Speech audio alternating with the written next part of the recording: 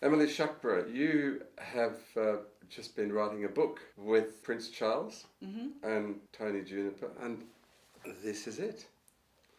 What's it been like writing a Ladybird book on climate change? I think we feel that, well, first of all, we felt that it was an incredible responsibility to do that, just to try to outline in an accessible way the causes and consequences of climate change, the scale of the challenge, the urgency of the challenge, and also to convey some of the opportunities that are inherent in responding to climate change.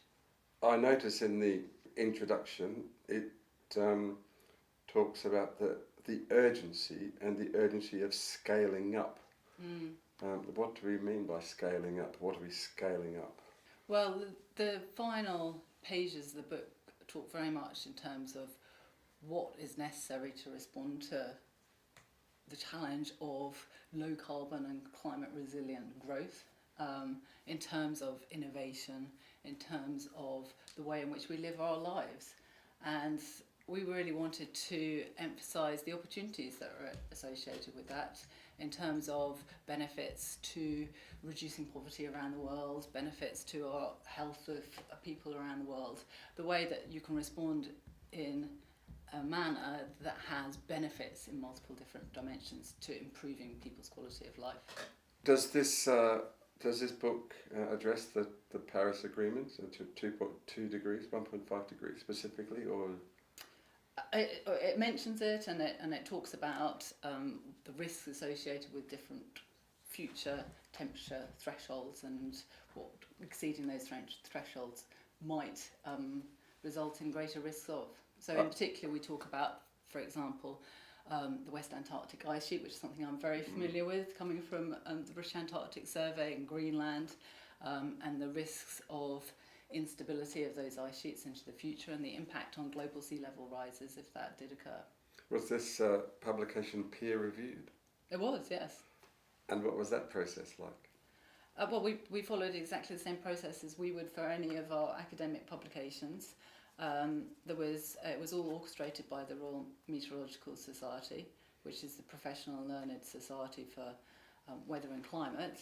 And we had, you can read here, seven peer reviewers who were chosen for their expertise across the breadth of the topics covered in the book. And we've got a website where we, as I said, we put all the original links to peer-reviewed literature on which the book is also based, so that people can follow through to the original sources if they're interested. Who do you expect to be the main readership of this? Anyone. It's intended for adults, but all ages I think could be usefully interested in it. And as you will see, Ruth Palmer, the artist who did the illustrations, did an absolutely glorious job of bringing to life the different topics that are covered in the book. The main message is about the need to act to avoid potentially devastating consequences later on. And not only for our sakes, but for those of our children and grandchildren. What was it like working with Prince Charles?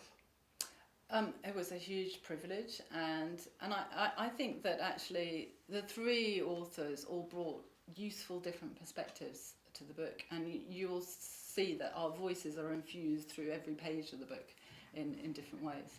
And how much input did Prince Charles have in the book? A huge impact. It was genuinely a collaboration. He was involved in overseeing every single word, every single dot and comma. He had detailed suggestions on each of the pictures that we had in the book. So he was heavily involved right from the start. And it was a fun project? It was very hard work because we took the job very seriously. But it was immense fun, and we're proud of what we've produced. It looks great.